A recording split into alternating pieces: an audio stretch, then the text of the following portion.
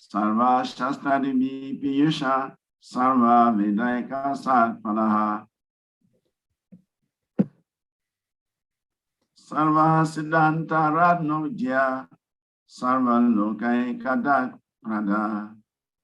O nectar from the ocean of all scriptures, singular fruit of all the Vedas, rich in mind on the precious gems of all conclusive truths. You are the only giver of light to all the worlds. Text 2. Sarva Bhagavata Prana Srimad Bhagavata Prabhu Kali Dvanto Dati Dyatya Sri Krishna Parivati Taha. O life of all the Supreme Lord's devotees, O Master Srimad Bhagavata, you are the sun risen in the darkness of Kali Yuga, and you are the exact image of Sri Krishna. 3. Paramananda Prataya Prema Varni Akaranayate Sarvada Sarva Sevaya Sri Krishnaya Namostute. I bow down to you who are supremely blissful to read. Your every slumber pours down a flood of prayer. You can always be served by everyone. You are Sri Krishna himself. 4. Mad Eka Bandhu Mad Sangim Mad Guru Mad Mahadanaha Mad Nishtaraka Mad Bhagya Mad Anando Namostute. My only friend, oh my only friend, oh my constant companion, oh my spiritual master, oh my great wealth, oh my savior, my good fortune, my source of ecstasy, I bow down to you. And 5. Asadu saduta daim ati necho tata karaha hana muchan kadanchimam premna hat prema kri kano dayos puraha. O bestower of saintliness to the unsaintly, O exalter of the most fallen, please never leave me, always appear in my heart and my voice with pure love. Jai Sri Sanatana Goswami Maharaj Ki Jai. So, Mukam Karoti Vachalam Pangam Lagayate Green Yatkari Patamahan Vande Shri Guru Dina Taranam Paramanam Madhavam Sri Chaitanya Ishwaram. So yesterday we started with chapter 2 of the first canto of the Srimad Bhagavatam, entitled Divinity and Divine Service. And then we went up to text 10. We were supposed to complete 13 verses, but we only ended up 10. So today we have more work to do, because today we have to end at verse 29. That is the end of lesson 4. So we move a bit faster today so that we can cover up to 29 before the end or by the end of the lesson. And so next week we will complete unit 1. Every unit has 5 lessons. We'll finish unit 1 on Saturday, and probably unit 2 will start on Sunday. So yesterday we're looking at verse 10, which says, life desire should never be directed towards sense gratification, for the purpose of human life is to inquire about the absolute truth. So that is the instruction of the Vedas. Now that we are human beings, now that we have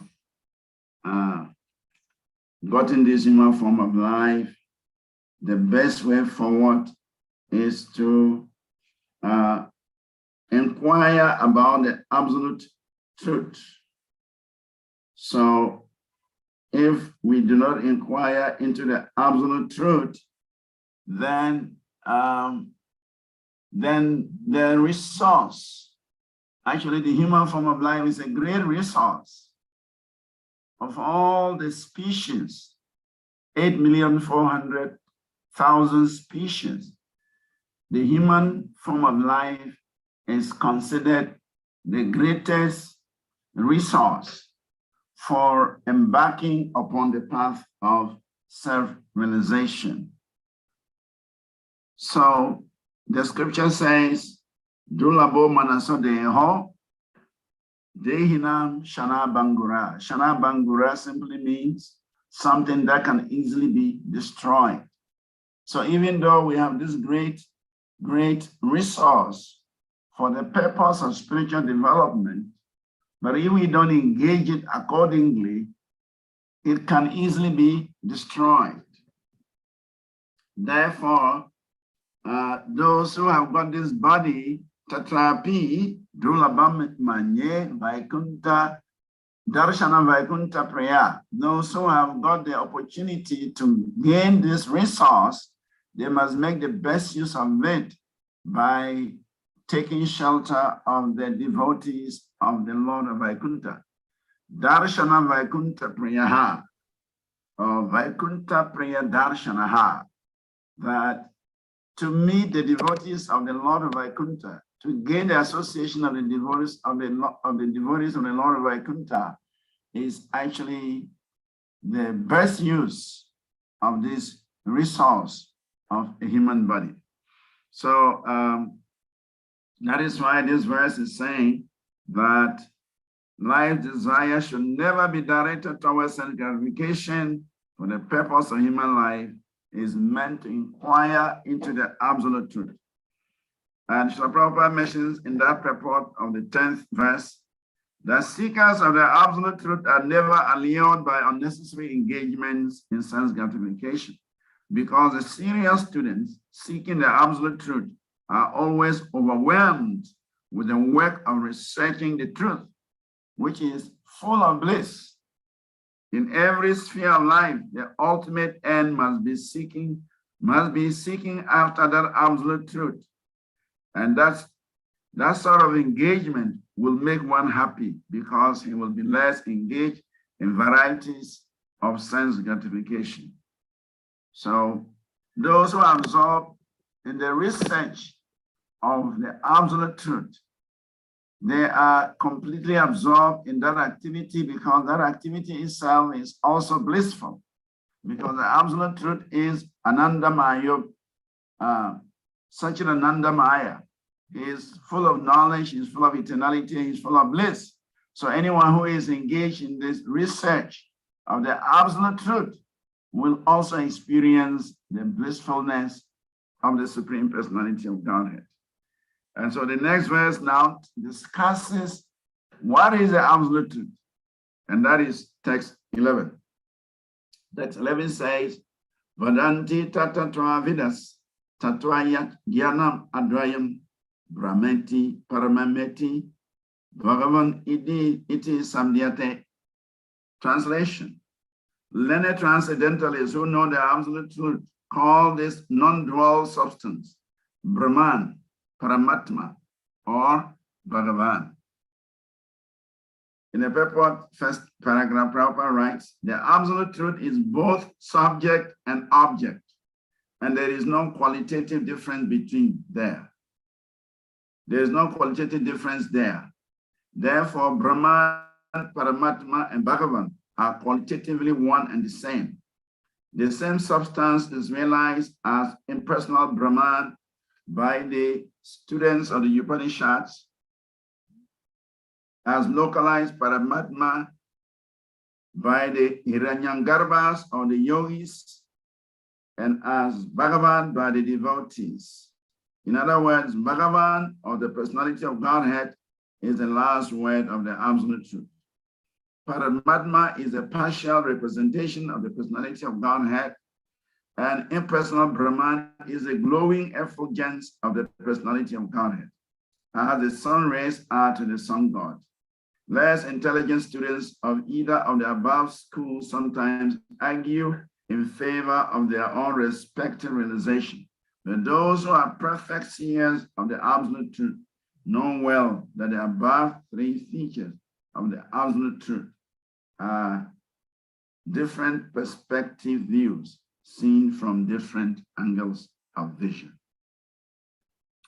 So in this paragraphs that Prabhupada has summarized the whole thing, that the Supreme Personality of Godhead manifests in three features: as the Brahman Jyoti, as Brahman, as Paramatma or Hiranyagarbha, as Bhagavan, or the Supreme Personality of Godhead.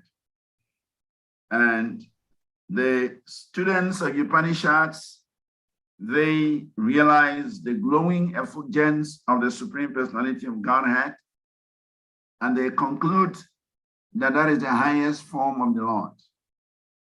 That is their realization. That is their also limitation.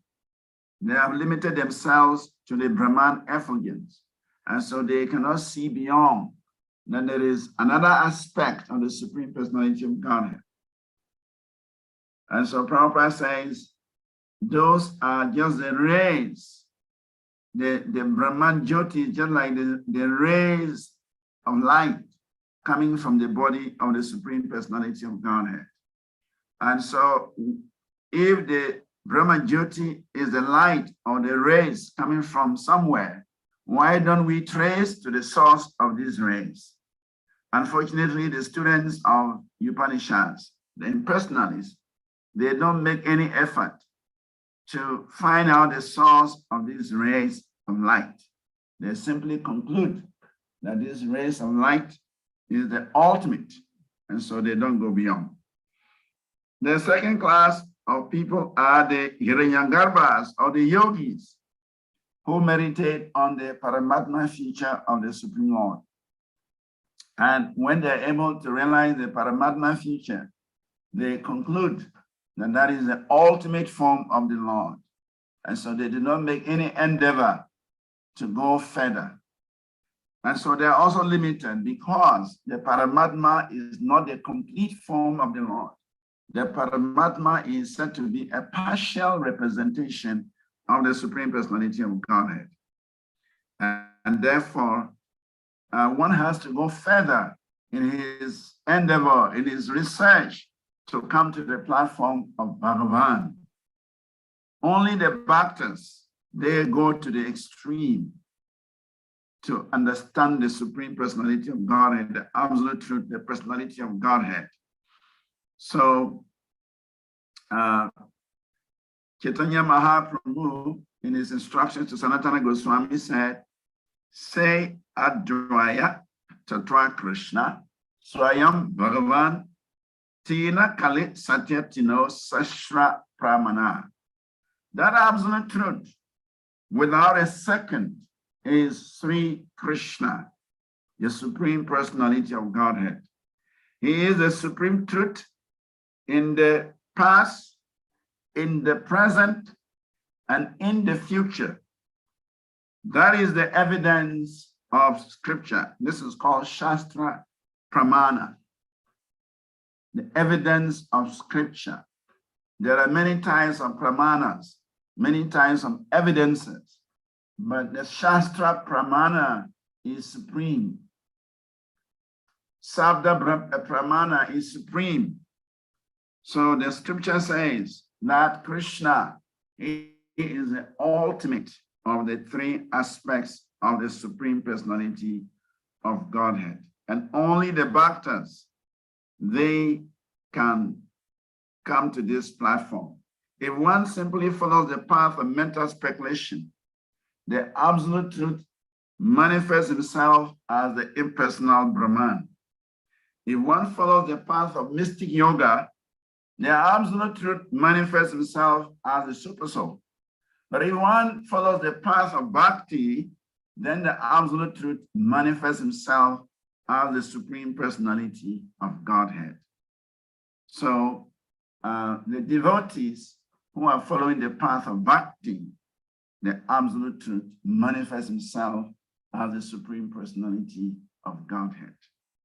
So according to our level of research, our level of consciousness, our level of realization, the Lord manifests accordingly. Ye yatamam prapadyante Tam Stataiva Bhajami and Ham. Krishna says in Bhagavad Gita that as they surrender unto me, I reward them accordingly. So as people try to understand the Supreme, Krishna reveals himself accordingly. Just like it is mentioned in the Srimad Bhagavatam, that when Krishna appeared in a sacrificial arena of cancer, there were different categories of people there. And all the different categories of people, Krishna manifested himself in such a way that all the different categories of people could perceive Krishna accordingly. For the cowhead men, they saw Krishna as their family member. For the cowhead boys, they saw Krishna as their beloved friend. For the ladies of Mathura, they saw Krishna as incarnation of Kamadev. For the wrestlers, Chandura and Mustika, they saw Krishna and Balaram as death personified, and Kamsa also. So in this way, different people, they saw Krishna differently. So according to our desire, according to our consciousness, according to our level of surrender to Krishna, Krishna manifests himself accordingly. So I'll move on to text 12, unless there are some comments or questions. We have to move on to text 12. If there is any question, please let us know. Otherwise, we go to text 12. The purport is long, and we can't read the whole purport. In trying to read the whole purport, will not allow us to complete the lesson. So text 12 says, Tachradadana munayo jnana varagya yuktaya pashanti atmani chatmanam bhaktya shruta grihitaya. Translation: the seriously inquisitive student or sage, well equipped with knowledge and detachment, realizes that absolute truth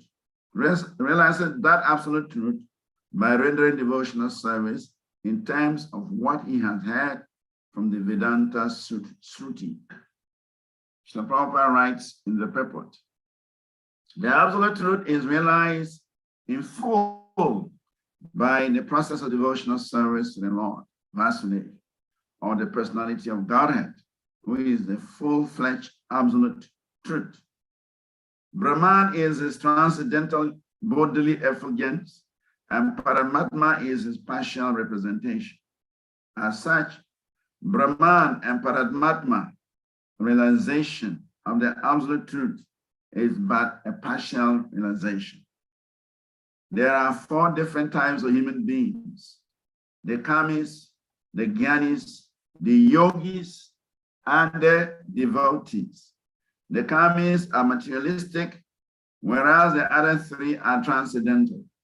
The first class transcendentalists are the devotees, who have realized the Supreme Person. The second class transcendentalists are those who have partially realized the plenary portion of the absolute truth. And the third class transcendentalists are those who have barely realized the spiritual focus of the absolute person. As stated in the Bhagavad Gita and other Vedic literatures, the Supreme Person is realized by devotional service, which is backed by full knowledge and detachment from material association. So here we have 4 types of human beings. The gross karmis, who have no idea of spiritual life, they have no idea of spirit, they are simply absorbed in matter, and they have no desire for anything spiritual. They are the gross karmis. And then we have the 3 categories of transcendentalists: those who are the Gyanis, those who are the Yogis, and those who are the Bhaktas. The Gyanis, they meditate on the impersonal form of the Lord. The Yogis, they meditate on the Paramatma feature of the Lord. And the devotees, they meditate on the supreme form, the Bhagavan form of the Lord. Actually, it is said that the Brahman feature of the Lord represents eternality, Sat, and the Paramatma feature represents the knowledge of the Lord, the knowledge aspect of the Lord, the Chit. But the Bhagavan, who contains all the three, represents the Ananda, Satchit Ananda. So, and that is why Krishna is so blissful. Krishna is so wonderful. Krishna is sweet. His every aspect of Krishna is sweet. And so, because he's the complete of the three aspects of the Supreme Personality of Godhead. So, and that form can only be realized by devotional service. Bhaktyamam abhijanate yavan yaschasmi tatrataha. I can only be known by the process of bhakti. Bhakti is meant for knowing Krishna. No other process is capable. No other process offers the opportunity to understand the Supreme Personality of Godhead.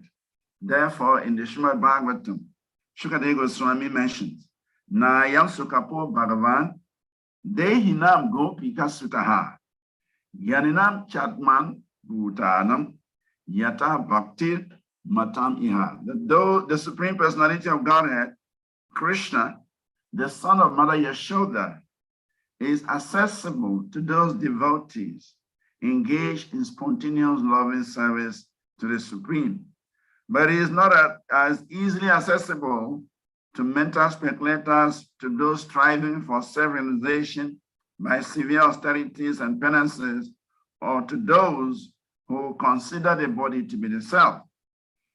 So, Shukadeva Goswami was glorifying the position of Srimati Yashoda, her exalted position as the mother of Krishna, her exalted position, how she was able to conquer Krishna by her untainted love, by her astounding devotion.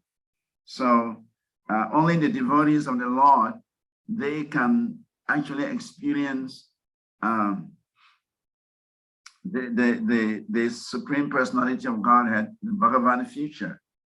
All others may be endeavoring in different ways in cultivating knowledge and performing austerities and so on and so forth. But it is difficult for them to understand the Supreme. But devotees like Mother Yashoda, because of their great devotion, they actually conquered the Supreme Lord, who is unconquerable. So I want to move on to text 13. Unless there's a question. Text 13 says, Ata pumbir dija sresta Varna Ashrama vibhagasaha Swanustitasya dharmasya samsiddhi haritoshanam. O best among the twice born, it is therefore concluded that the highest perfection one can achieve by discharging the duties prescribed for one's own occupation, according to caste division and orders of life, is to please the Supreme Personality of Godhead.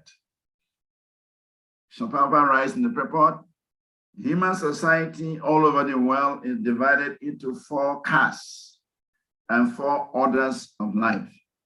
The 4 castes are the intelligent caste, the martial caste, the productive caste, and the laborer caste. These castes are classified in terms of one's work and qualification, and not by birth. Then again, there are 4 orders of life, namely the student life, the householder life, the retired and devotional life. In the best interest of human society, there must be such divisions of life. Otherwise, no social institution can grow in a healthy state.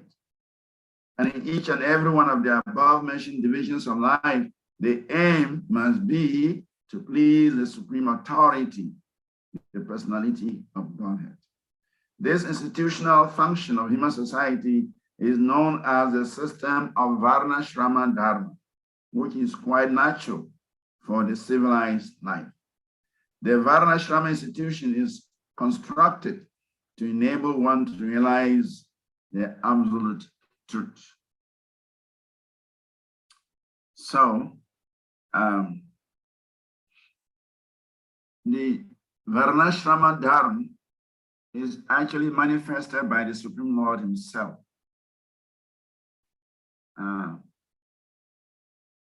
Chatur Varnamaya Shishtam, Krishna says in Bhagavad Gita, that I created the four divisions, the four social divisions of Brahmanas, Kshatriyas, Vaishyas, and Sudras. So why does the Lord create these four divisions? Why does he create these Varnas? Because society has to function properly. Any society that is not structured, any society that is not organized cannot succeed, as the Prabhupada has mentioned in the purport. It says the Varnashrama institution is so constructed to enable one to realize the absolute truth. So these divisions of Varnas is actually meant to keep human beings connected, to keep them engaged, to keep them busy in spiritual pursuits. So the Varnashrama system is actually very essential for the organization of humanity, leading to devotional service. So it is mentioned in the scriptures, Mukha Bahuru Padebhya Purusha Shrama Saha, that from the mouth of Brahma, the Brahminical order has come into existence. Similarly, from his arms, the Kshatriyas have come. From his waist, the Vaishyas have come. And from his legs, the Sudras have come. These four orders and their spiritual counterparts, which are the Brahmacharya, the Grihastha, Vanaprastha, and Sannyas, when these are nicely combined, the human society becomes complete. So in a human society where there is no Varnashrama Dharma, where there are no Varnas, human beings are not organized according to Varna and according to Ashrama, there is bound to be a chaotic situation, as the world is witnessing today. All the chaos that we're experiencing is due to the fact that the Varna Ashrama is no more existing. It has been so corrupted, even in India, that it has a different meaning. But the purpose of Varna Ashrama is to give everyone the opportunity to serve the Supreme Personality of Godhead. Because in every society, you have the intelligent class. In every society, you have the people who are inclined to martial art, military, protection, defense. In every class, you have the business class, people who are inclined to, economic development. In every class, you have those who just want to render services to others. So these are natural arrangements. And in every class, you have those who want to perform austerities. They are students. In fact, that is actually the purpose of student life, is to become disciplined, is to develop character, is to become a better person. That is what student life is meant for. Then from the student life, one graduates into the Grihastha Ashram, when one becomes a responsible householder. And then from the Grihastha Ashram, one migrates onto the Vanaprastha, where he becomes completely renounced. And then he further goes on to the level of sannyasi, where he is completely devoted to the service of the Supreme Lord. So these ashramas and these varnas are necessary for a civilized human society. But unfortunately, in Kali Yuga, these things are completely degraded, they are corrupted, and so they no more exist in their form nature, and so the world is in a very chaotic situation. So the purpose of Varnashrama is service to the Supreme Lord. That is why I said here, Sam Siddhi Hari Toshanam. If one simply maintains an official position in the 4 Varnas and the 4 Ashramas, but does not worship the Supreme Personality of Godhead, Lord Vishnu, he falls down from his so-called exalted position. So the purpose of Varna Ashrama is to worship the Supreme Personality of Godhead. And if one fails to do that, it doesn't matter how exalted one may be, he will fall down. And so Varnashrama is meant for pleasing Sri Krishna. Hari Toshanam, Sam Siddhim, Hari Toshanam. So whatever activity we are engaged in, whether it is Brahminical, whether it is Kshatriya, whether it is Vaishya, whether it is Sudra, whether it is Sannyas, whether it is Vanaprastha, whether it is Grihastha, or whether it is Brahmachari, our activities should be directed towards giving pleasure to the Supreme Personality of Godhead. And that is the perfection of Varnashram Dharma. Any question or comment? Otherwise, we move on to our today's lesson, which starts from text 14. So text 14 says, Tasmat ekana manasa bhagavan satyatam patir shurtavya kritavyascha dhyaya punyascha nityadaha.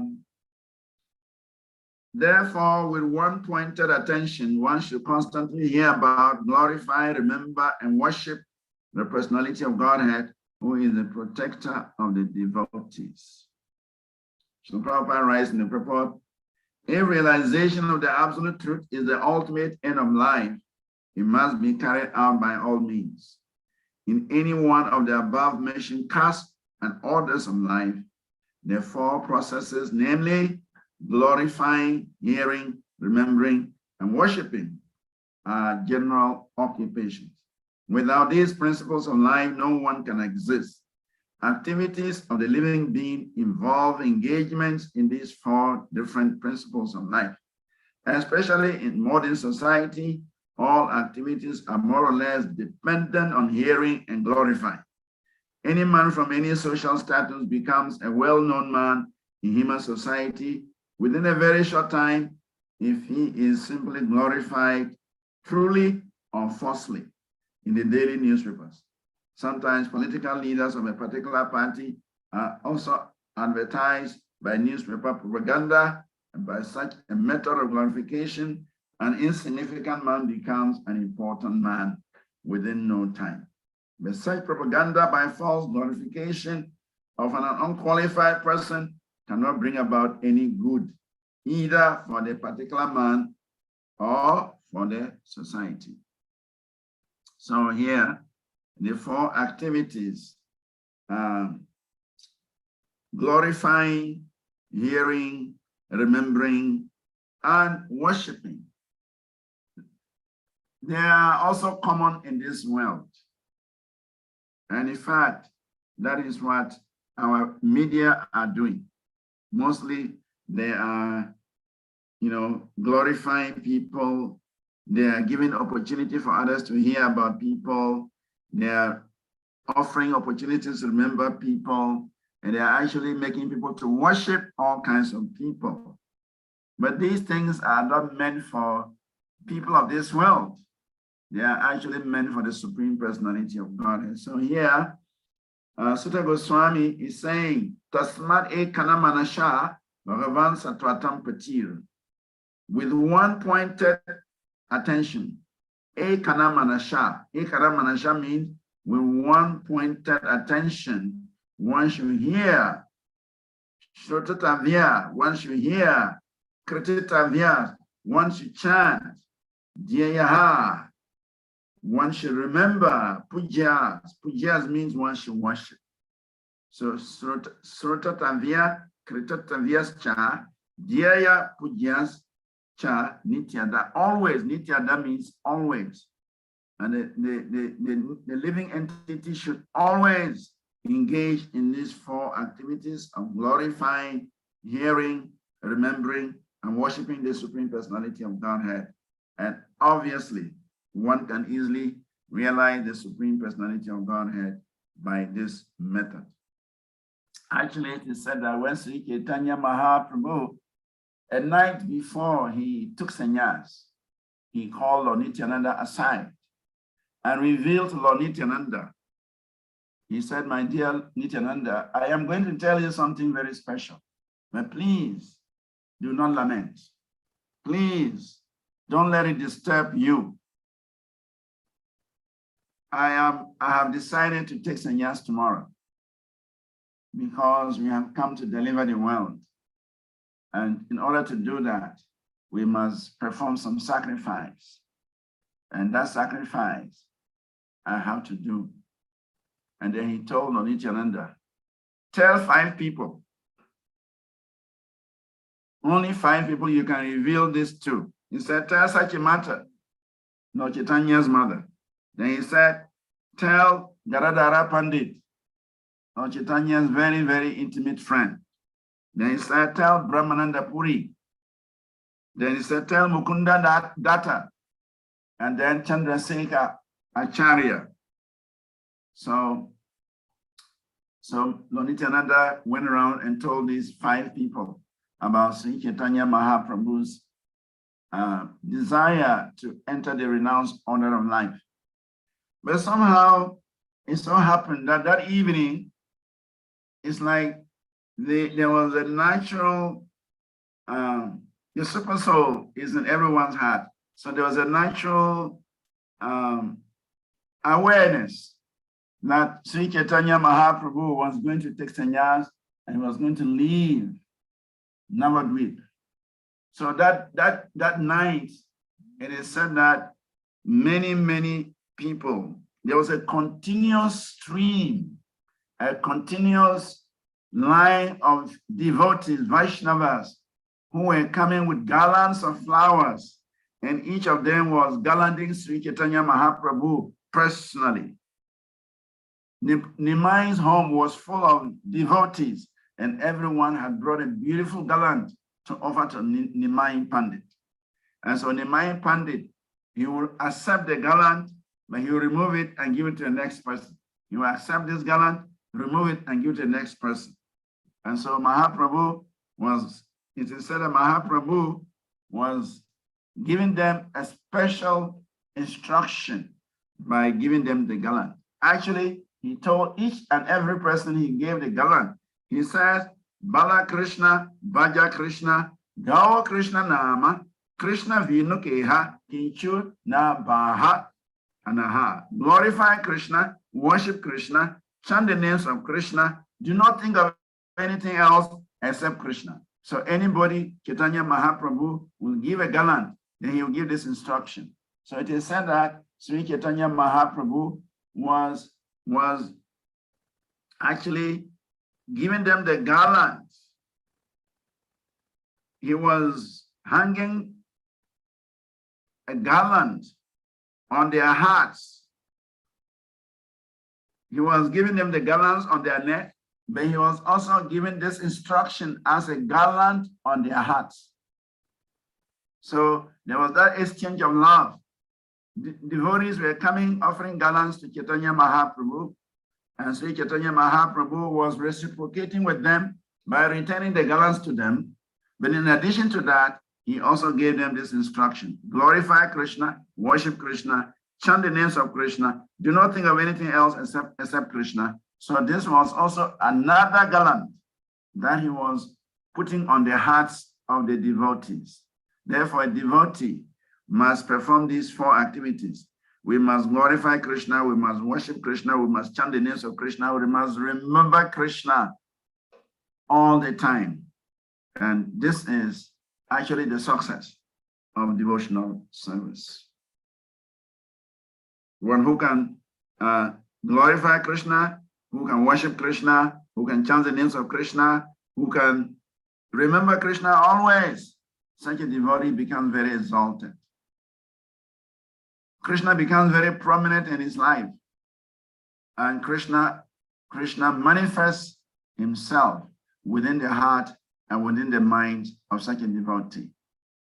So to become important in this world, you can become important by approaching the media, and they can hype your glories, and everybody will know you as a great person. That's what the politicians do. But this is false glorification. They glorify them so long as they're in that position. As soon as they leave that position, everybody forgets about them. Nobody cares about them. That is false glorification. But if one glorifies Krishna, worships Krishna, remembers Krishna, chants Krishna's names, and Krishna becomes happy with a devotee, Krishna can make that devotee very, very famous, like the case of Srila Haridas Thakur. Srila Haridas Thakur was born in a Mohammedan family. Who knew him? Nobody knew him. He was an ordinary person, born in a Mohammedan family. But because Haridas was engaged in these 4 activities, glorifying the Supreme Personality of Godhead, worshiping the Supreme Personality of Godhead, chanting the names of the Supreme Personality of Godhead, remembering the Supreme Personality of Godhead, Krishna made him a Nama Acharya. And 500 years down the line, we are still glorifying Haridas Thakur. So to become an important person in this world actually is to become a great devotee of Krishna. If you become a great devotee of Krishna, you become a very, very important person in this world. Srila Prabhupada, he was born in Calcutta, in a very obscure place in Calcutta. But today, Srila Prabhupada is known all over the whole world. Why? Because he had done these 4 things. He has glorified Krishna, worship Krishna, chant Krishna's name, remember Krishna, and engage others in doing so. So Krishna has made him an outstanding figure in the world. So anyone who takes to these 4 activities for the pleasure of Krishna, Krishna will definitely reciprocate with such a devotee. We move on to text 15. Unless there's a question, draw my attention if there's a question, because we have to move on. Text 15. It says, Yat anudyashina yukta karma granti nibandanam chindanti kovidastasya kona kuriyat kataratin. Translation: with sword in hand, intelligent men cut through the binding knots of reactionary work karma by remembering the personality of Godhead. Therefore, who will not pay attention to his message? The purpose of Prabhupada writes, the contact of the spiritual spark with material elements creates a knot which must be cut if one wants to be liberated from the actions and reactions of fruitive work. Liberation means freedom from the cycle of reactionary work. This liberation automatically follows one who constantly remembers the transcendental pastimes of the personality of Godhead. This is because all the activities of the Supreme Lord, his Leela, are transcendental to the modes of material nature, material energy.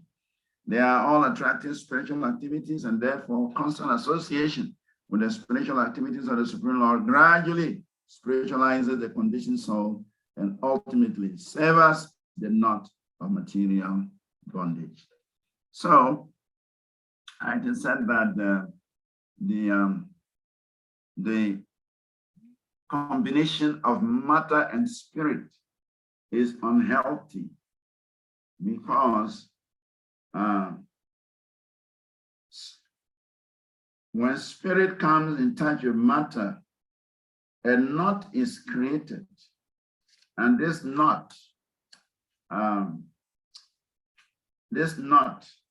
becomes so strong. This knot becomes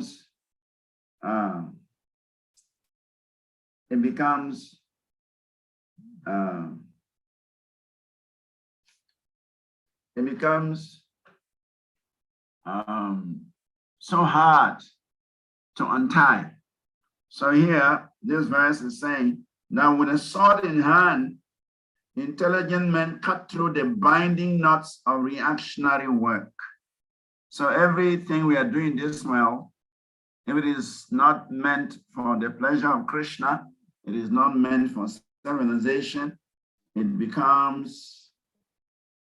increases the knot of attachment. It increases the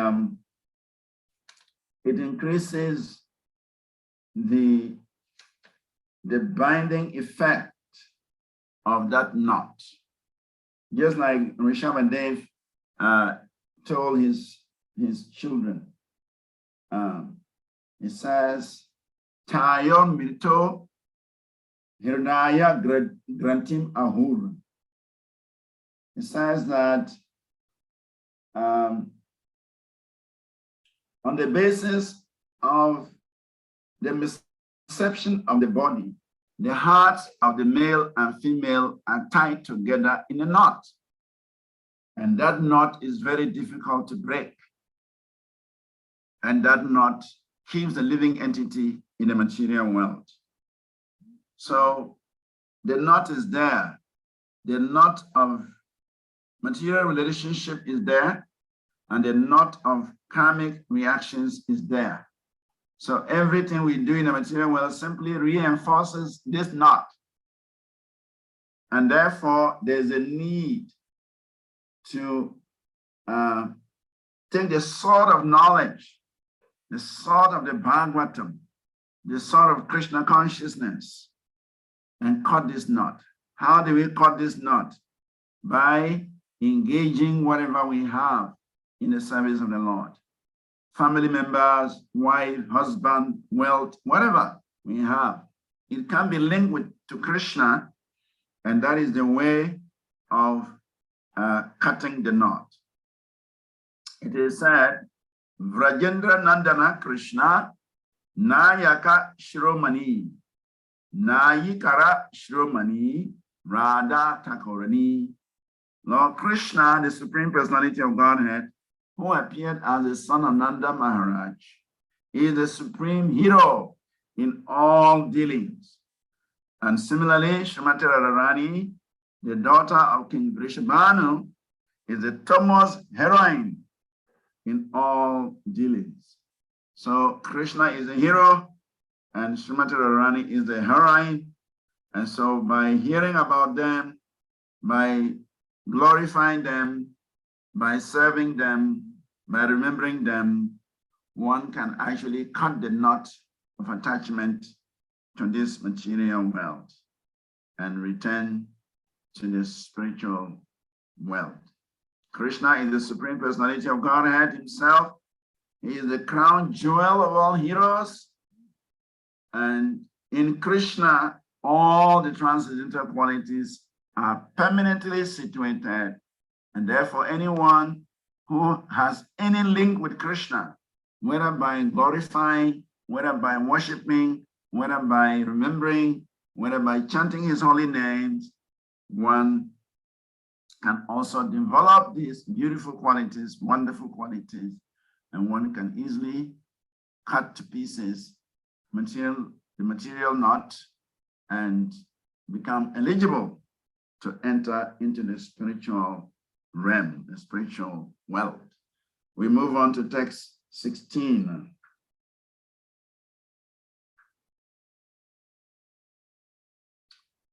Sixteen says, Sushruso Sraddha Danasya Vasudeva Kataruchi Syan Mahat Sevaya Vipra punyatirta nishevanat. Translation.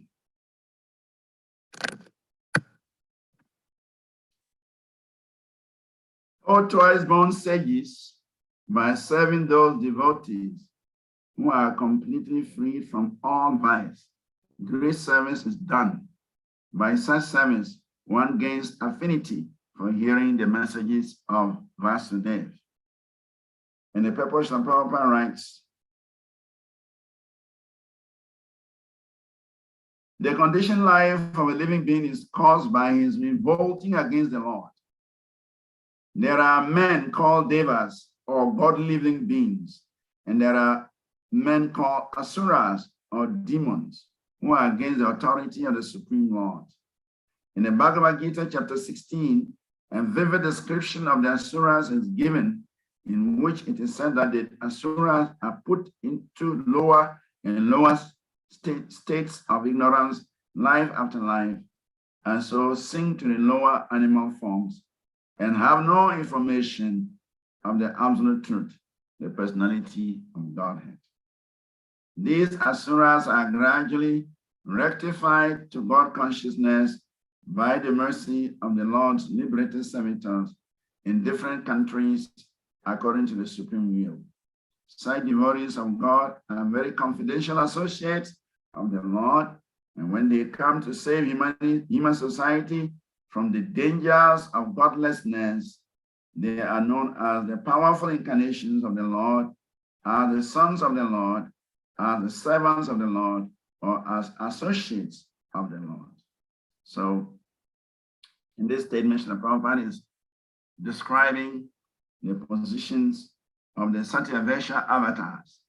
The Satyavesha avatars are devotees, living entities that are empowered by the Supreme Personality of Godhead to come into the material world to reestablish religious principles, to teach religious principles, to give guidance to the misguided human society, and that is the mission of such Satyavesha avatars, like Lord Jesus Christ, like Lord Buddha, like Shnavyasadeva, like even Lord Muhammad, even Srila Prabhupada himself. All of these personalities that are empowered to come into the material world, to establish Krishna consciousness, to give direction to living entities. And so they're very wonderful. And so it says here, by serving those devotees who are completely free from all vices, great service is done. In a conversation between Rahugana Maharaj and Jad Bharat, a very beautiful verse comes up. Rahuganatat tapasya nayati na cheyajya nirva panagrihat vaha na chandasa naiva jalani suryai vina mahatpado rajo bishikam vina mahatpado rajo bishikam. That without smearing the dust of the lotus feet of a great devotee on one's body, one cannot realize the absolute truth. King Rahugana was surprised when he got to realize how exalted Jad Bharat was. He saw Jad Bharat as a foolish human mountain. He was very big and very strong. So the king was thinking, see this big fool. Bring him here, let him carry my palanquin. And Jad Bharat was conscripted into carrying the palanquin of King Rahugana, who was on a pilgrimage. And Jad Bharat started to move in a zigzag manner because he was a self-realized soul and he did not want to kill any ant. But that zigzag movement was disturbing the king in his palanquin. And so the king became angry and began to chastise Jad Bharat. He warned Jad Bharat, if he doesn't stop jumping from one end to another end, he was going to have him executed because he's troubling him. And what he heard from Jat Bharat changed his mentality. What he heard from Jat Bharat transformed his Purusha Bhava, the desire to enjoy as a king, immediately was changed to the desire to serve. He became a devotee. Jat Bharat told him, you are enjoying yourself as a king in your palanquin. There are other living entities on the ground. They are ants. They also have the right to their own way. And therefore, my duty is to carry you, but I should not step on them. And when King Rahugana heard this, he understood that this is not an ordinary man. He came down from his palanquin, paid obeisance to Jat Bharat, sat him down, and inquired from him about his spiritual advancement. He said, how is it possible for anyone to make such advancement to a level that he can see the jiva in the ant? He can see the super soul in the ant. He can recognize the importance of such an insignificant living entity as the ant. And Jat Bharat told him, Vina Mahat Pada Rajo Vishekaha, that without smearing one's body with the dust of the lotus feet of a great devotee, one cannot realize the absolute truth. One cannot realize the absolute truth simply by observing celibacy, simply by following rules and regulations of household life, simply by leaving home and as a vanaprastha, or simply by accepting the sannyas order, or simply by severe penances and austerities. All of these things may play some role, but the real thing is that one must serve the great devotees of the Lord. One must become a servant of the great devotees of the Lord. And that service is described here as smearing the dust of the lotus feet of a great devotee all over one's body. Very often we hear the remnants of Prashadam, the dust from the feet of the Vaishnava, and the water that washes the feet of the exalted Vaishnavas. They are the medicine for our material disease. Of course, we may not get these things. We may not get the dust, we may not get the water, and we may not get the remnants of Prashadam. But we can get the same result by rendering service to such exalted devotees. That's the meaning. So here it is said that, O twice-born sages, by serving those devotees who are completely free from all vice, great service is done. By such service, one gains the affinity for hearing the messages of Vasudeva, for hearing the topics of Srimad Bhagavatam. If we want to have some inclination, if we want to develop some taste for hearing Srimad Bhagavatam, then we must be eager to serve the exalted Vaishnavas. Without serving the devotees of the Lord, we cannot develop any inclination towards hearing Srimad Bhagavatam. This is a secret that Shuta Goswami is revealing to the resident, to the sages of Naimisaranya. Say, all twice-born sages. So he's speaking to the sages of Naimisaranya, that by rendering service to the devotees, exalted devotees who are free from all vice, such service will bring about the affinity for rendering service to Krishna. So we move on to text 17.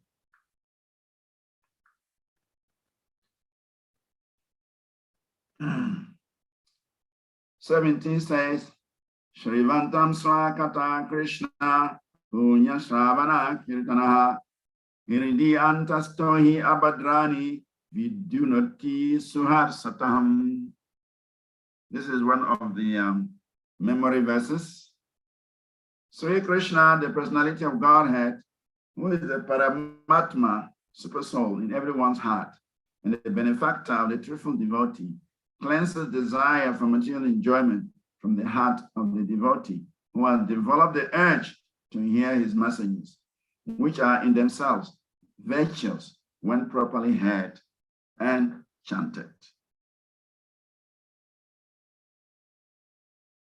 So Prabhupada writes, messages of the personality of God as Sri Krishna are non-different from him. Whenever, therefore, offenseless hearing and glorification of God are undertaken, it is to be understood that Lord Krishna is present there in the form of transcendental sound, which is as powerful as the Lord personally. Sri Chaitanya Mahaprabhu, in his Shastaka prayers, declares clearly that the holy name of the Lord has all the potencies of the Lord, and that he has endowed his innumerable names with the same potency. There is no rigid fixture of time, and anyone can chant the holy name with attention and reverence at his convenience. The Lord is so kind to us that he can be present before us personally in the form of transcendental sound.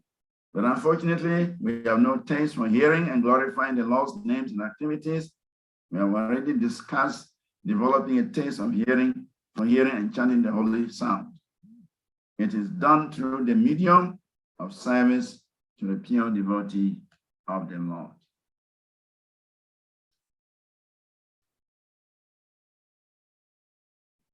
So,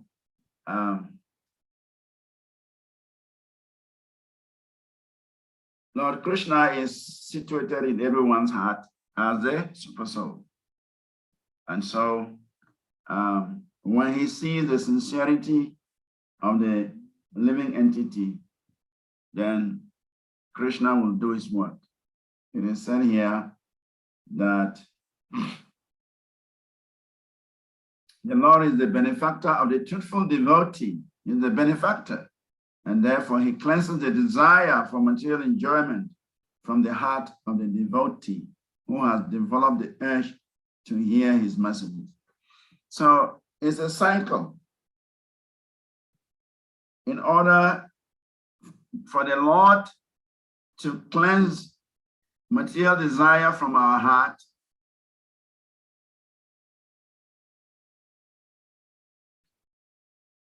the devotee must develop the urge to hear the glories of the Lord. For Krishna to be attracted to the heart of the devotee and do the cleansing of the heart, purifying the heart of the devotee must develop some urge to hear the glories of the Lord. And in order to develop the urge to hear the glories of the Lord, one must render service to the pure devotees of the Lord. Without rendering service to the pure devotees of the Lord, one will not develop the urge to hear about the Lord. And without developing the urge to hear about the Lord, one will not attract Krishna to do the cleansing of his heart. So we can understand how these three things are linked together. Service to the exalted devotees is important because it brings about the development of the desire to hear the glories of the Lord. And by developing the desire to hear the glories of the Lord, the devotee attracts Krishna to his heart, and Krishna does a very beautiful job in the heart by cleansing all material desires and making such a devotee a pure devotee. So, Sutta Goswami is revealing the process of how to attract Krishna to one's heart.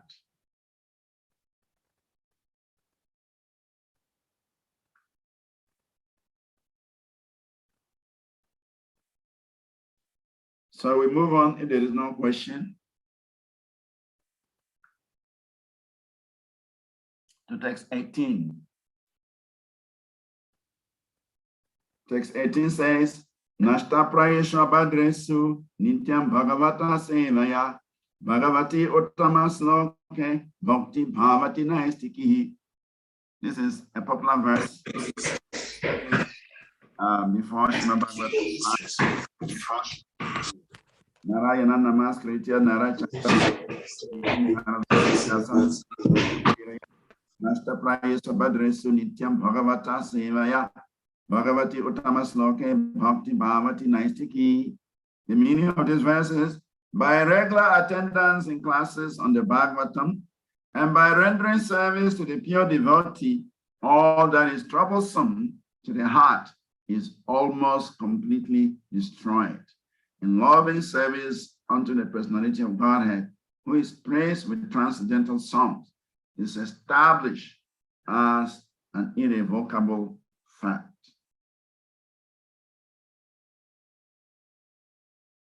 So in the purport, the Prabhupada writes, here is the remedy for eliminating all inauspicious things within the heart, which are considered to be obstacles in the path of civilization. The remedy is the association of Bhagavatas. There are two types of Bhagavatas, namely the book Bhagavat and the devotee Bhagavat. Both the Bhagavatas are competent remedies, and both of them, or either of them, can be good enough to eliminate the obstacles. A devotee Bhagavata is as good as the book Bhagavata because the devotee Bhagavata lives his life in terms of the book Bhagavata. And the book Bhagavata is full of information about the personality of Godhead and his pure devotees, who are also Bhagavatas. Bhagavat book and person are identical. Then in the next paragraph, you say the devotee Bhagavat is a direct representative of Bhagavan, the personality of God. So by pleasing the devotee Bhagavat, one can receive the benefit of the book Bhagavat. Human reason fails to understand how, by serving the devotee Bhagavat or the book Bhagavat, one gets gradual promotion on the path of devotion. But actually, these are facts explained by Srila Narada Dev, who happened to be a maidservant's son in his previous life. The maidservant was engaged in the menial service of the sages, and thus he also came into contact with them.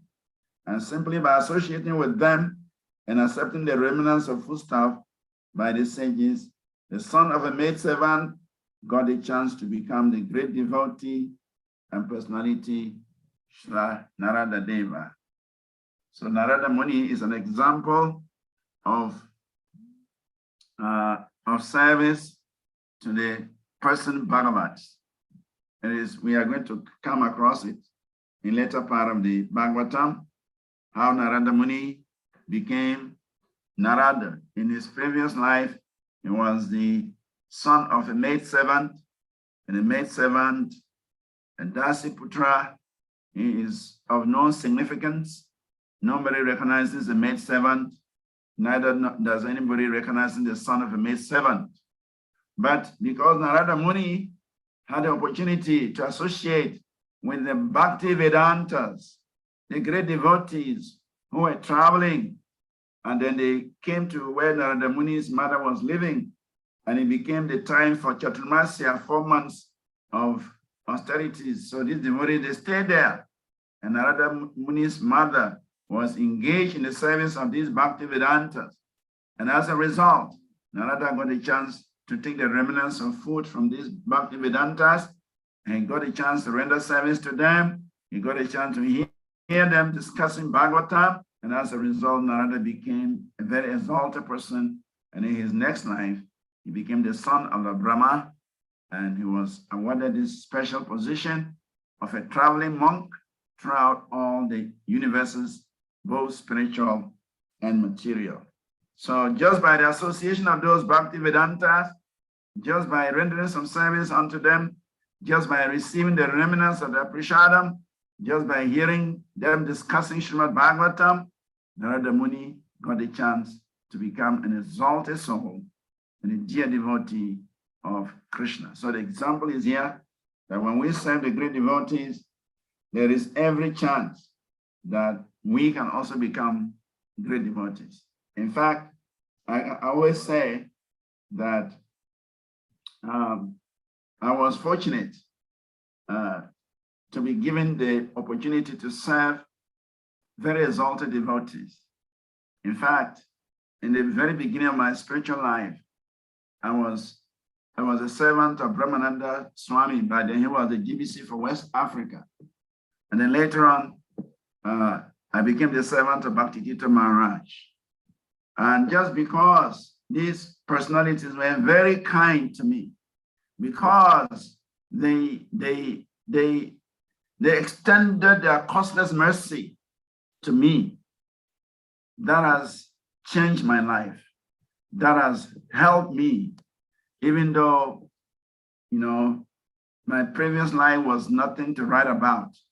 And we all know what we do in material existence, running after sense gratification, running after to sinful life, into so many funny things in the name of enjoyment.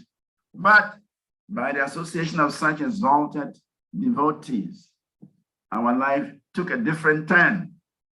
And then we gave up following that degraded lifestyle, and we became their servants. And as a result, we are making some little progress on the path of civilization. So it is a fact.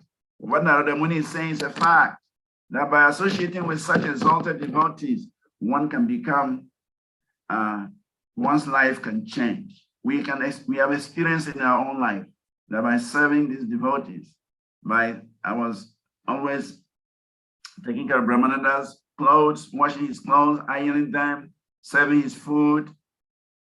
It was a very nice experience. And then later, Bhakti Maharaj, I took care of his clothes, I took care of his needs. And by that service, you don't know the magic that takes place. So we should be looking for an opportunity to serve exalted devotees. It is an opportunity for us to attract Krishna's mercy. If we don't take advantage and we simply walk around thinking ourselves as great people, we miss the opportunity. One cannot be great as a devotee without rendering service to exalted devotees. That is a fact. And that example is shown here by Narada Muni. We move on, unless there's a question to text 19. Time is not waiting for us. It's already 9 o'clock. We have only 30 minutes to go. So we go to text 19.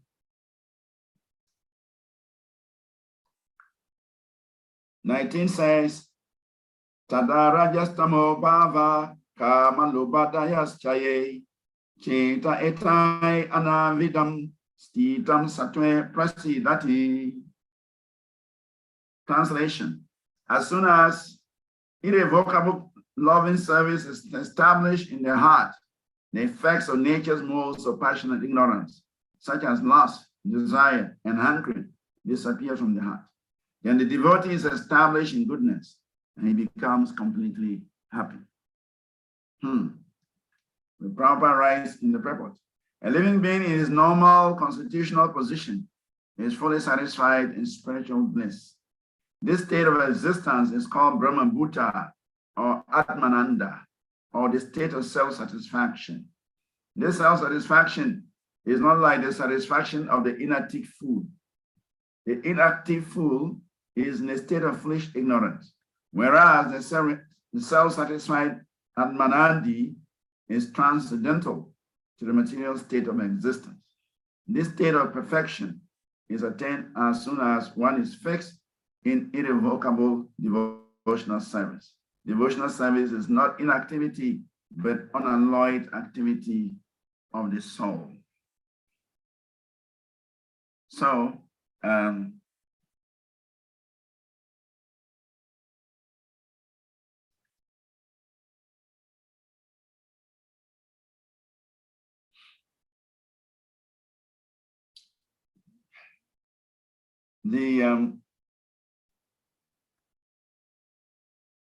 the most material, Rajastamo Bhava, the lower modes, passion and ignorance, they are actually our greatest disturbance, because They are saturating our hearts. They are saturating our minds. And because of the saturation of these modes, we act accordingly. One who is under the modes of passion, he has unlimited desires. He has unlimited hankerings. He's full of passion for so many things in this world. That is the work of the modes of passion. One who is under the mode of ignorance, he acts very whimsically. He does not reason. He does not follow scripture. He does not follow instruction. He just acts very whimsically.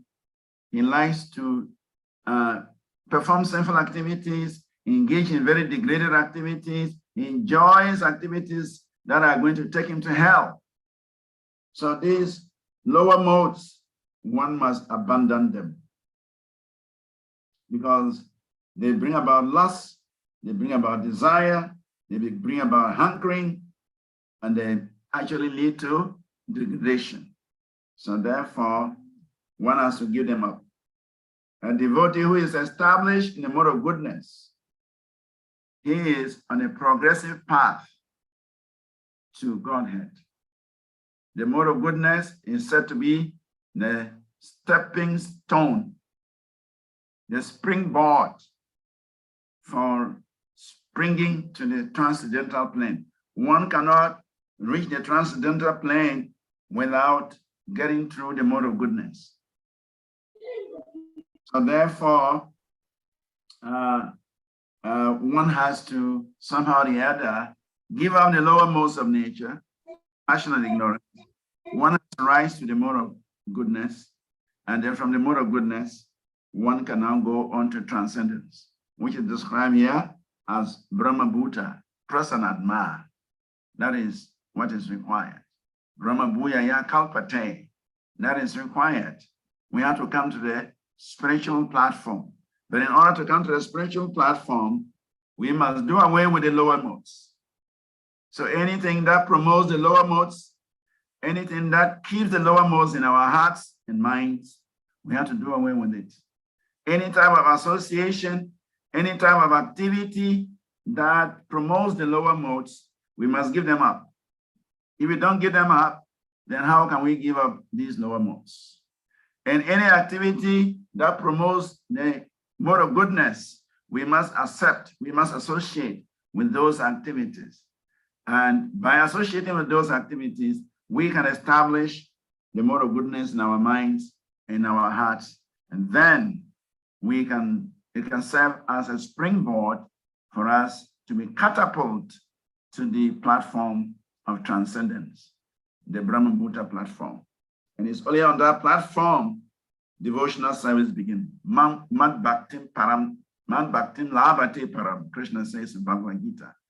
On the Brahma Bhuta platform, that is where actual devotional service begins. So to attract Krishna, to experience Krishna consciousness, one must do away with the lower modes of material nature.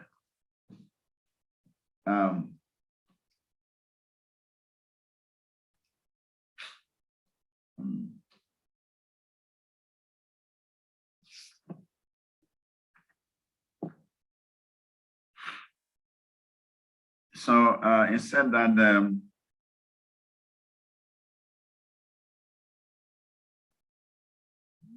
the lower modes have to disappear. The body is unaffected due to being established in goodness, and one becomes completely happy. Cheta etai anavidam sti prasidayati. Prasidayati means one becomes happy. So when the mind is established in the mode of goodness, then one can actually become happy. So whatever it takes us to come to the platform of goodness, that we must endeavor for. And whatever it takes us to dissociate ourselves from the modes of passion and ignorance, that we must also do in order to develop our Krishna consciousness. I'm moving on to text 20, unless there's a question.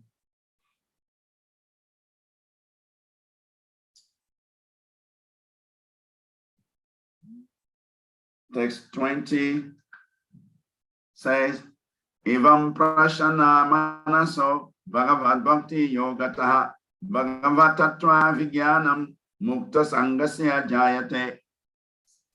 Translation: thus establish the mode of unalloyed goodness, the man whose mind has been enlivened by contact with devotional service to the Lord gains positive scientific knowledge of the personality of Godhead in the stage of liberation from all material association. In the purpose of Prabhupada writes, in the Bhagavad Gita 7.3, it is said that out of many thousands of ordinary men, one fortunate man endeavors for perfection in life. Mostly men are conducted by the most of passion and ignorance, and thus they are engaged always in lust, desire, hungerings, ignorance, and sleep. Out of many such man-like animals, there is actually a man who knows the responsibility of human life and thus tries to make life perfect by following the prescribed duties. And out of many thousands of such persons who have thus attained success in human life, one may know scientifically about the personality of God as Sri Krishna. In the same Bhagavad Gita 18.55, it is also said that scientific knowledge of Sri Krishna is understood only by the process of devotional service, Bhakti Yoga. So I very much like the statement in this verse that it says, thus established in the mode of unalloyed goodness, the mind whose mind has been enlivened by contact with devotional service to the Lord gains positive scientific knowledge of the personality of Godhead in the stage of liberation from all material association. Positive scientific knowledge of the personality of Godhead. So Krishna consciousness is a complete science. And that is why Srila Rupa Goswami has written the book Bhakti Rasamrita Sindhu. Bhakti Rasamrita Sindhu, Srila Prabhupada translate as the nectar of devotion, the complete science of Bhakti Yoga. So Bhakti Yoga is a science of the Supreme Personality of Godhead. It's a science of loving service to the Supreme Personality of Godhead. It's a science of the relationship between the Atma, the soul, and Bhagavan, the Supreme Personality of Godhead. So it is not just some abstract knowledge. It is a complete science coming down from the spiritual world, presented by authoritative devotees and authoritative scriptures. And those who are interested in this science, they will take advantage by associating with devotees, and they can also learn this science. And just as in the laboratory where scientific principles are practiced, if we apply these principles of the Krishna conscious science, the result becomes available. There is transformation. There is a change of heart, and there is an experience beyond this world. So Krishna consciousness is a science, and when the science is properly applied, one gets the result. So we just need to apply the science as it is given by the acharyas, and the results will come. If we are not getting the result, then it means we are not applying the science properly.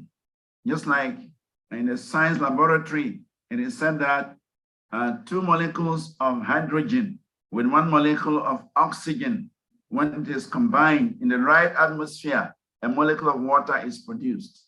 That is chemistry. So similarly, in the science laboratory of Krishna consciousness, and we follow the right procedure, chanting without offenses, hearing, serving, if we do the right things, we should see the result. And the result will be Krishna will cleanse our hearts of all impurities, of all material desires, and we shall be established in Krishna consciousness, and we shall become very happy in the practice of Krishna consciousness. So Krishna consciousness is a science, and if we apply it properly, we will get the result. I move on. to text 21.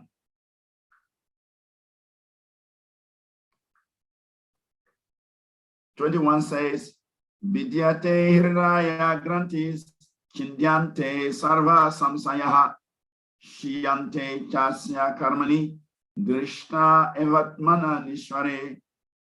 Translation: "Thus the knot in the heart is pierced, and all misgivings are cut to pieces. The chain of fruitive actions is terminated when one sees the self as the master."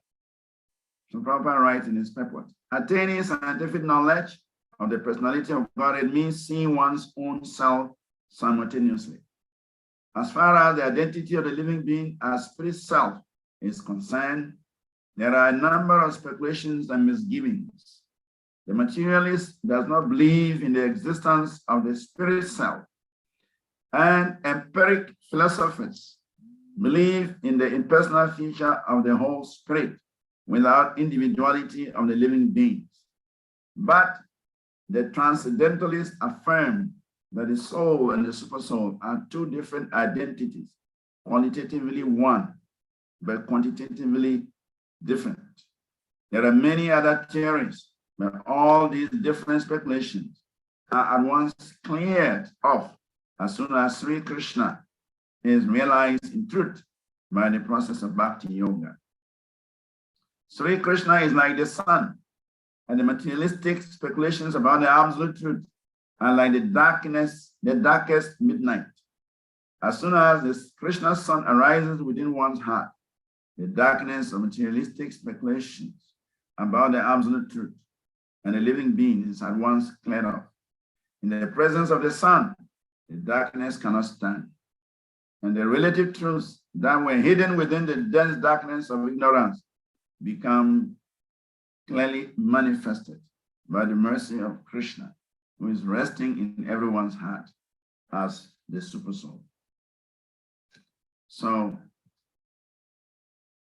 Krishna is compared to the sun, and Maya is compared to darkness. Krishna Surya Sama, Maya Haya Adankara. Krishna Surya Sama, Maya Haya Adankara. Now, Krishna is the sun and Maya is darkness. So long as the sun is present, there's no darkness. And as soon as the sun is absent, then there is darkness. So if we are engaged in Krishna consciousness, we invite Krishna into our life, invite Krishna into our hearts, invite Krishna into our activities, then the darkness of Maya doesn't happen. But as soon as Krishna is not in our life, Krishna is not in our activities, then obviously the darkness of Maya will take over. So to pierce the knot, which is binding the soul to the material energy. There's a knot. When the living entity comes in touch with the material energy, a knot is created by the modes of nature. And this knot, it binds the soul to material identification, to the false ego.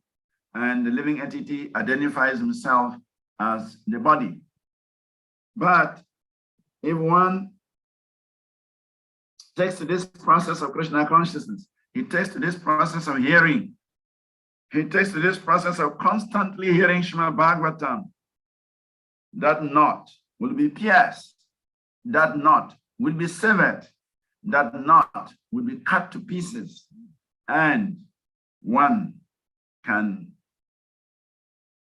be freed from the effects of the modes of material nature. One can be freed from the modes of passion and the modes of ignorance. And one can become situated, blissfully situated in Krishna consciousness.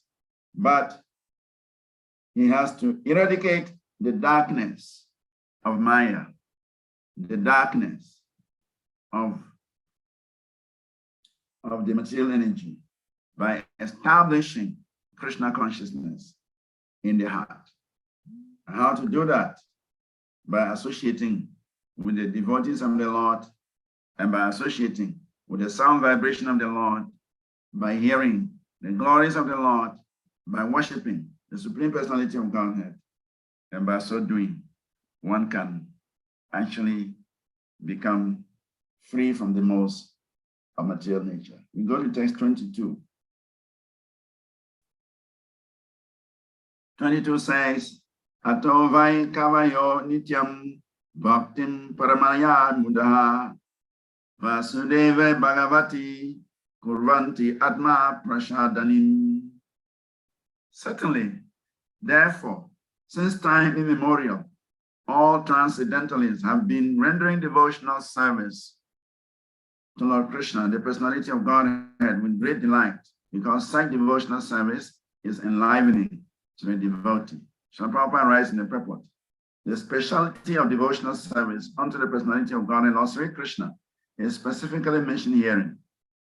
Lord Sri Krishna is the Swayam Rupa personality of Godhead, and all other forms of Godhead, beginning from Sri Baladev, Sankrishan, Vasudev, Aniruddha, Pradyumna, and Narayan, and extending to the Purusha avatars, Guna avatars, Nila avatars, Yuga avatars, and many other thousands of manifestations of the personality of Godhead are Lord Sri Krishna's plenary portions and integrated parts. The living entities are separated parts and parcels of the personality of Godhead. Therefore, Lord Sri Krishna is the original form of Godhead, and he is the last word in transcendence. So, by rendering service unto Swayam Bhagavan Krishna, the original personality, we are discussing the forms of the Lord, the Brahman effulgence, the Paramatma feature, and the personality of Godhead. So, by rendering service unto the personality of Godhead, which is called the Swayam Rupa, Swayam Bhagavan Krishna, one is able to gain enlightenment. We want enlightenment. We want to enlighten our minds, enlighten our hearts, enlighten our lives. That becomes possible when we engage in the service of the Supreme Personality of Godhead. If we simply serve the Brahman effulgence, we will not get the same result. If we simply serve the Paramatma feature, we will not get the same result. But when we serve the Bhagavan feature, because the Bhagavan feature contains all the other features, just as here it is mentioned, the Bhagavan feature of the Supreme Lord, the Swayam Rupa form of the Supreme Lord. From him, Baladev is expanding. From Baladev, Sankarshan is coming. Vasudev, Aniruddha, Pradyumna, Narayan, Purusha avatars, Guna avatars, Nila avatars, Yuga avatars, all of them are coming from that Bhagavan, Swayam Rupa Bhagavan. So worship of the Swayam Rupa Bhagavan, the personality of Godhead, is the last word in transcendence. So it is our greatest fortune to come across this Krishna consciousness where Bhagavan Krishna is presented. In fact, in a conversation between Chaitanya Mahaprabhu and this devotee, Upadhyaya, he says that he says, Shamam Iva Parorupam Puri Madhu Puri Varaha Kaishorikam Vaya Kaishorikam Dhyayam Adya Iva Parorupam. So in the conversation, Lord Chaitanya is telling this Upadhyaya that the form of Krishna as the son of Nanda Maharaj is the best form that one should worship.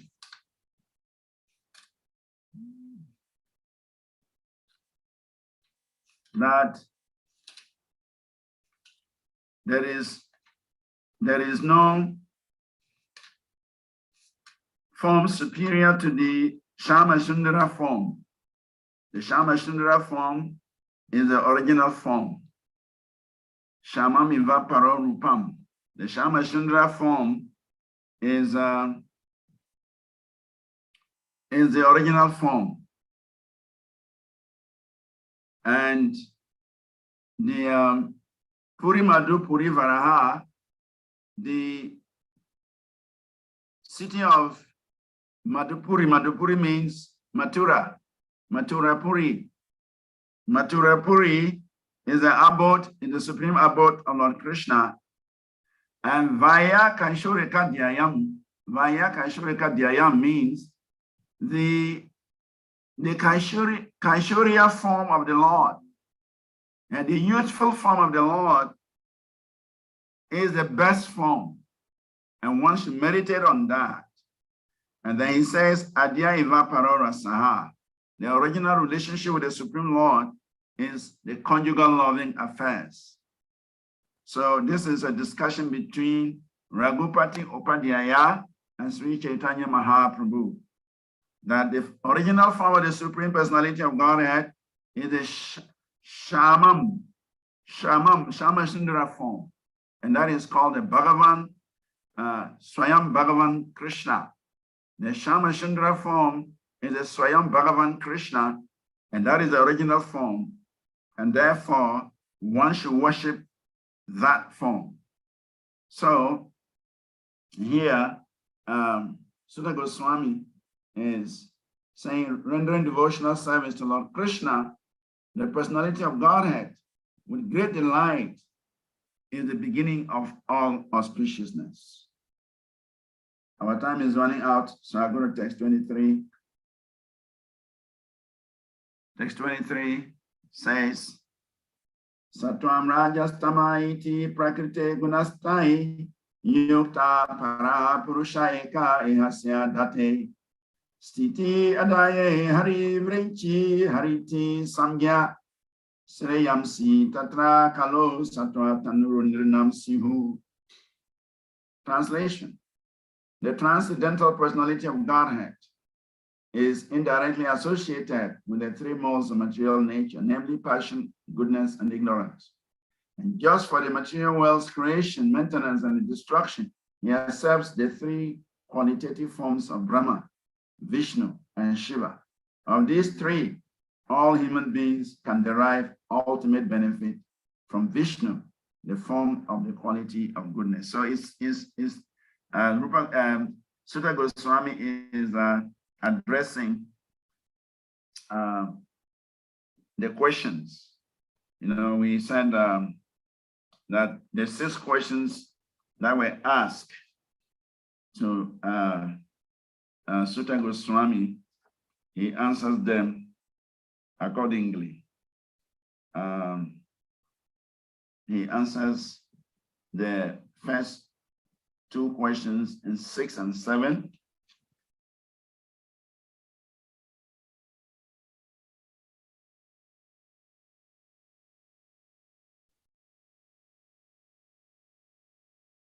And then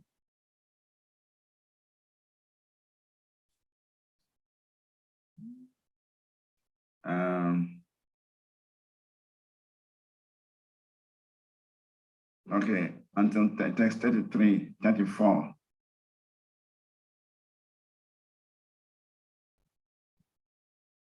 Yeah, until he answers the 2 first questions, all the way to text 33, 34,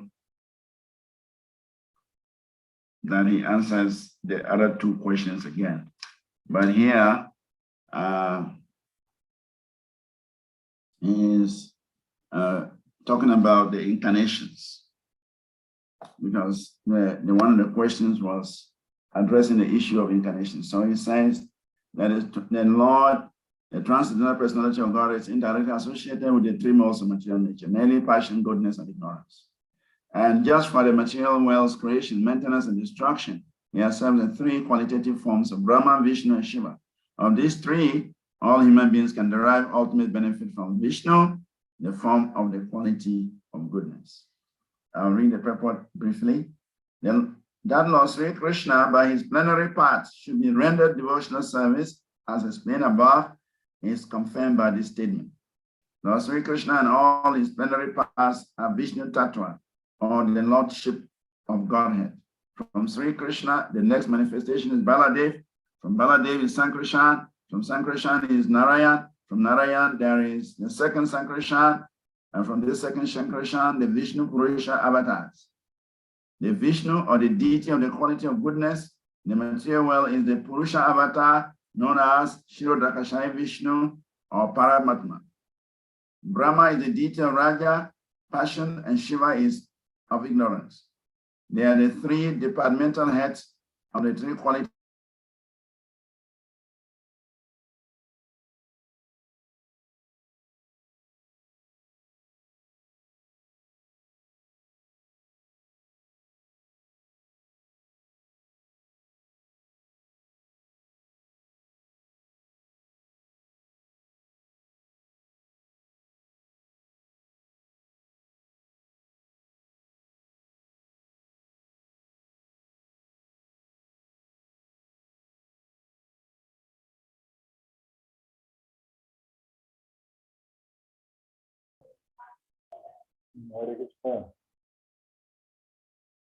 My right network frustrating.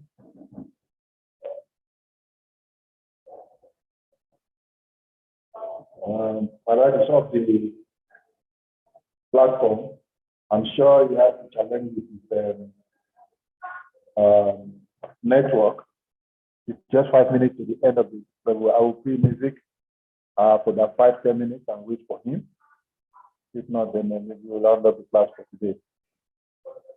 I hope that is all right with all of you.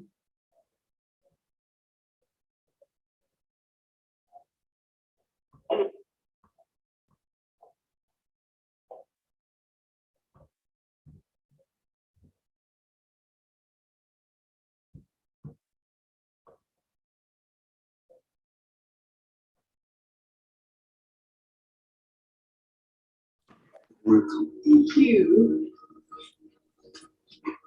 Let's see. Hare Krishna Salika Prabhu.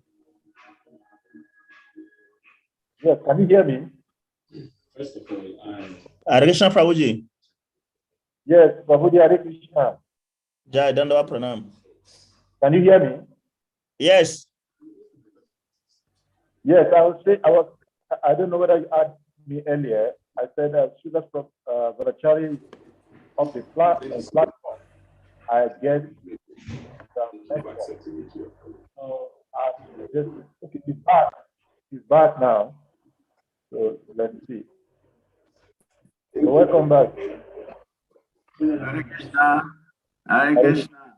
They took the slide off here, and I have to use my hotspot.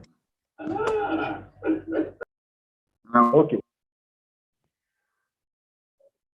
We can run up. Sorry, there's an interruption, light interruption. Yeah. So we'll just take a few minutes to run up.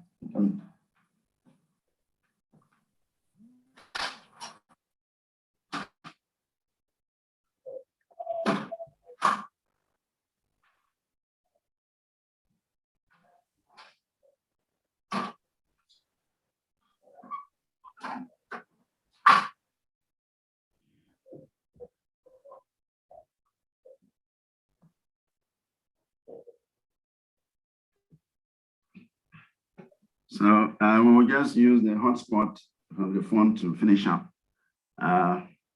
So we are discussing text 23, the three deities in charge of the three modes of nature.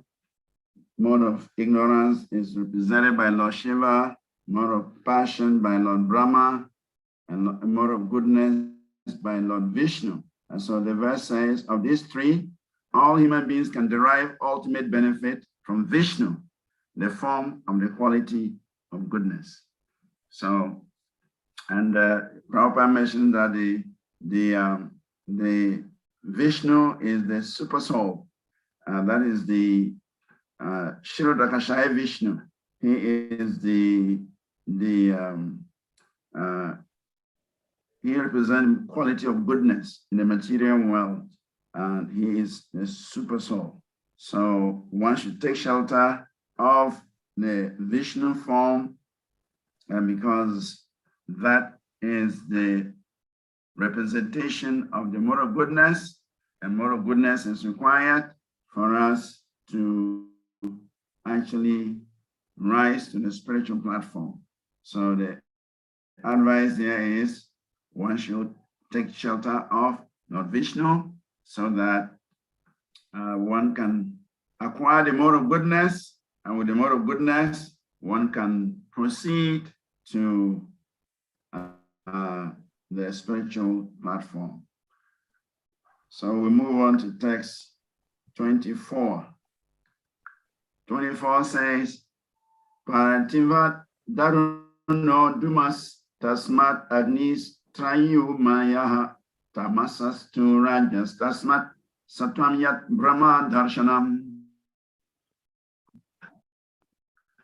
Firewood is a transformation of earth, but smoke is better than raw wood. And fire is still better.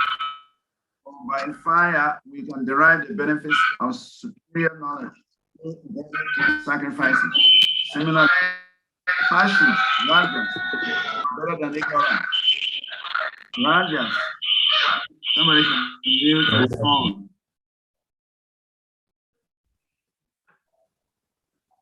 You can go ahead now. Firewood is a transformation of earth, but smoke is better than raw wood. And fire is still better, for by fire we can derive the benefits of superior knowledge through Vedic sacrifices. Similarly, passion, rajas, is better than ignorance, tamas, but goodness, sattva, is best because by goodness one can come to realize the absolute truth. So Prabhupada writes in the purport, as explained above, one can get released from the conditioned life of material existence by service to the personality of God. It is further comprehended herein that one has to rise eligible for devotional service of the Lord. But if there are impediments on the form of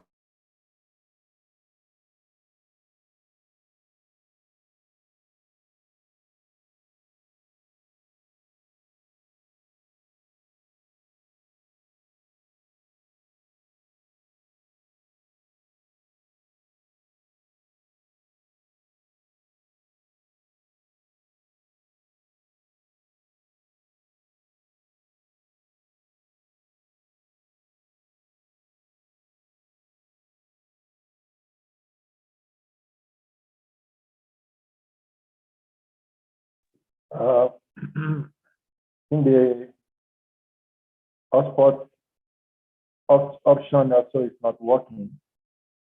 So we'll wait a little bit. Narada is still able to trying to connect his voice.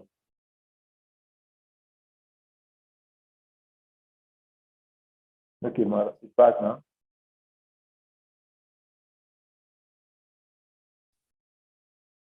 Yes,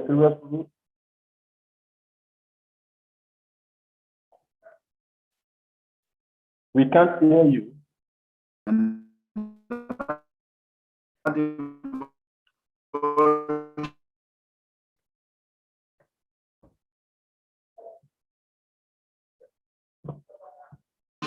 Krishna.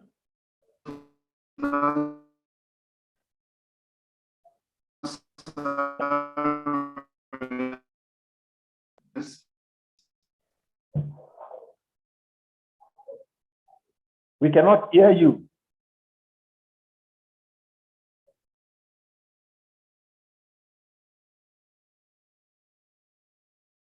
It's very serious commercial.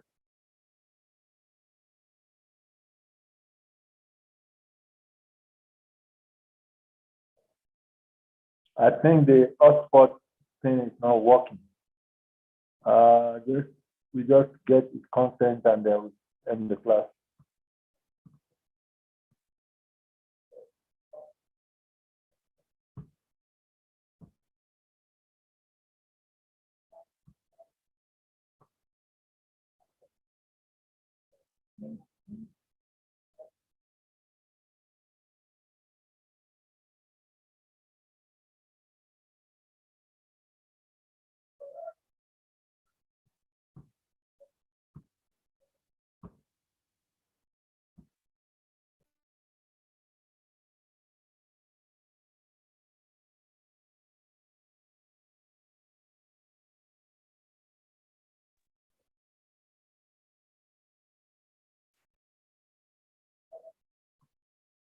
I think we have to close now. Can you hear me?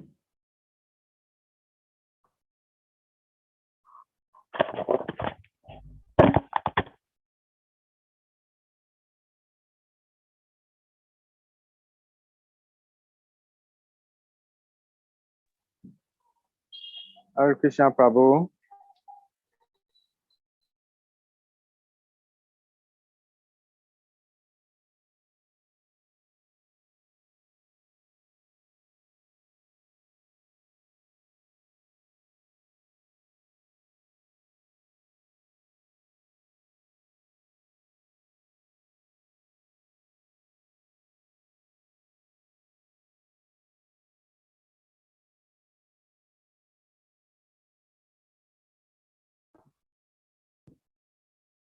Hare Krishna.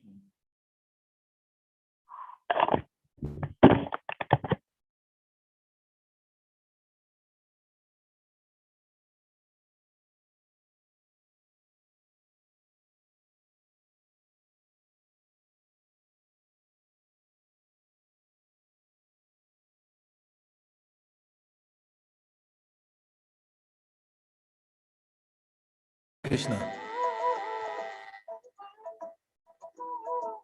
Can you hear me?